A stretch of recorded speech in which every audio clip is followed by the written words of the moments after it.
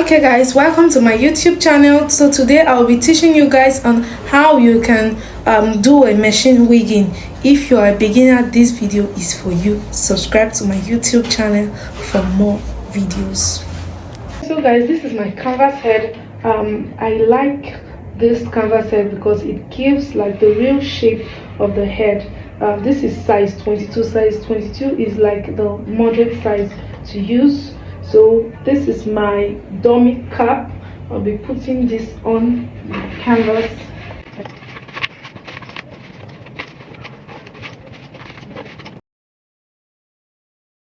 This is a 14 inches 2x4 closure. I'm going to place it at the center. I'll make sure it's at the center of the dummy cap.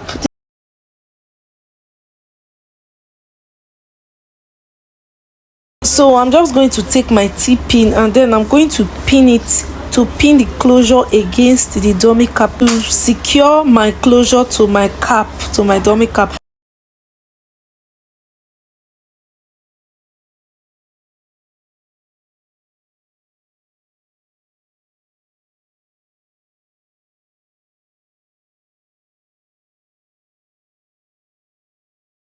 While doing this, make sure your pattern is at the center of your dummy cap.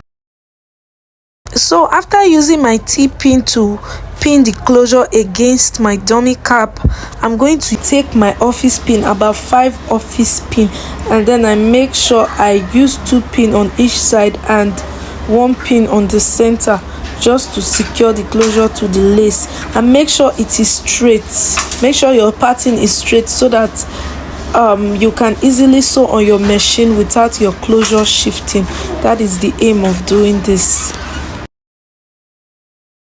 So after making sure my closure is well secured to my dummy cap, I'm just going to clip it together and I'm going to start sewing on my sewing machine.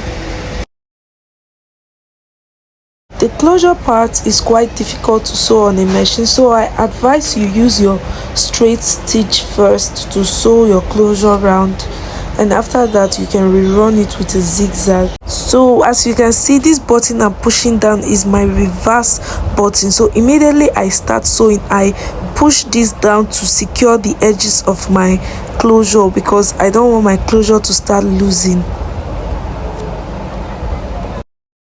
So always make sure you use your reversal button to secure your edges at the beginning and at the end. Now when you are sewing your closure, try as much as possible to sew away from the extra lace. Instead, try to sew closer to the closure. I mean closer to where the hair stops on the closure. Because by the time you start sewing on the extra lace instead of where the hair stops on the closure, by the time you want to cut off the cap under the closure that you've sewn, it's going to affect your work. By the way, I'm using a size 14 needle on my sewing machine because I believe size 14 is the best size to sew this kind of material, and I'm using a butterfly sewing machine. The model is 8190.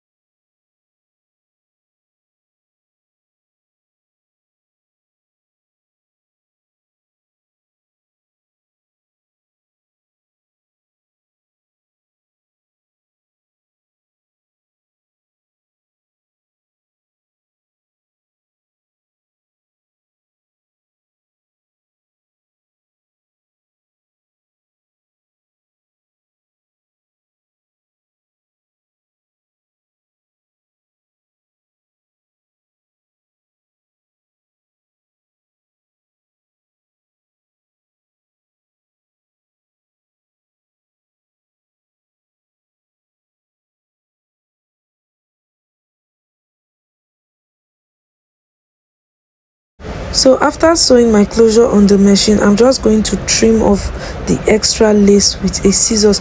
You can actually wear the dummy cap on your dummy head before trimming this to avoid cutting your cap by mistake.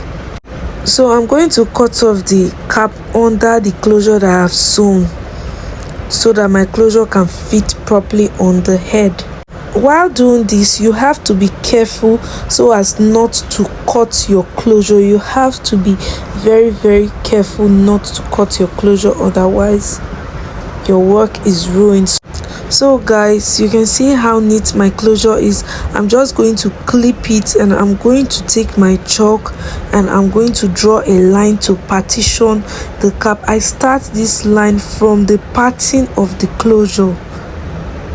I'm drawing my line downwards, and after that I'm going to take my tape and I'm going to measure the first two lines close to the closure. I take half inches measurement, then from the third line 1 inches space each, just as you can see.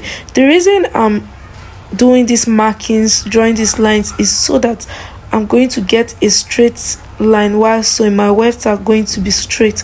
I don't want a case whereby my wefts are going to be bent. So I'm just going to extend the lines forward.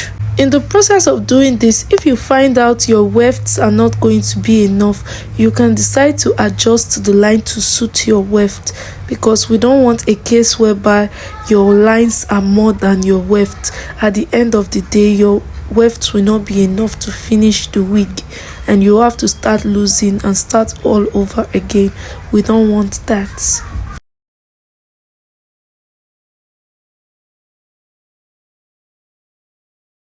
So I'm just going to place my weft on my first line and I'm going to start sewing on my machine. Now always make sure to use your reverse stitch immediately you start, in order to secure your weft at the start and at the end. So always place your weft through the line.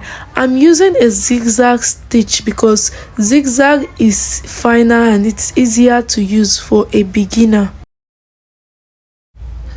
So don't make the mistake of dragging your cap while you are sewing your weft, otherwise you are going to get a very bumpy wig. So instead, place your hand on your weft and on the cap and pull them together. Make sure you pull them together at the same time and pace, otherwise you are going to get a bumpy wig, and we are trying to avoid that.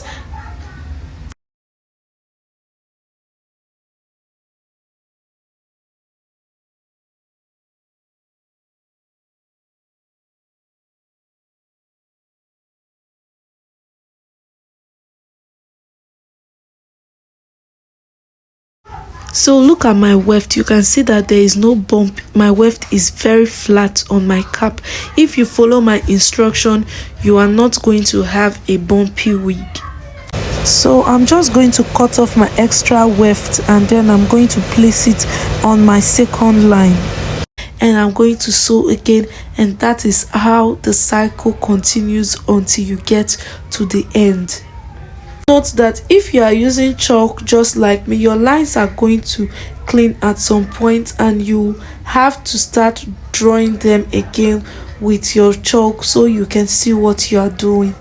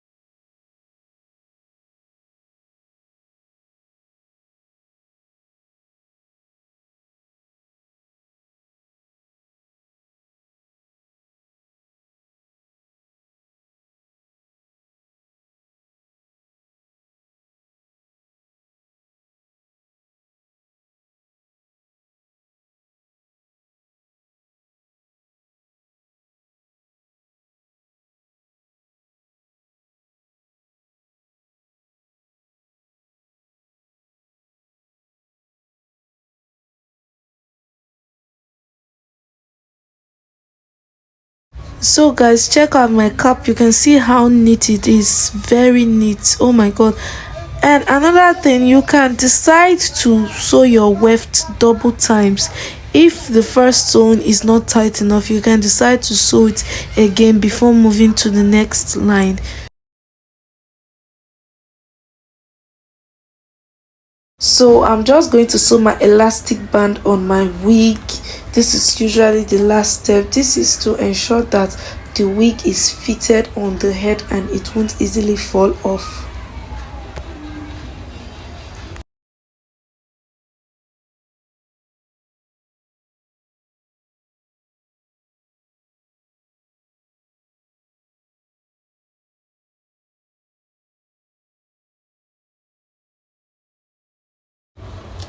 And I'm just going to trim off the extra thread on the wig, and that's all.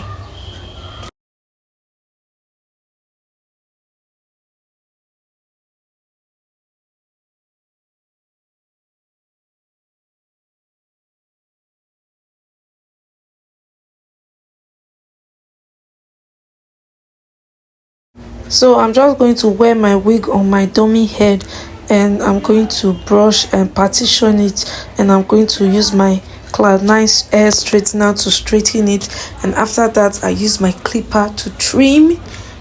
While trimming, please be careful so you don't over trim the hair. If you want to learn how to professionally trim a blunt cut, watch my next video. Also like this video and subscribe to my YouTube channels for more interesting videos. Thank you.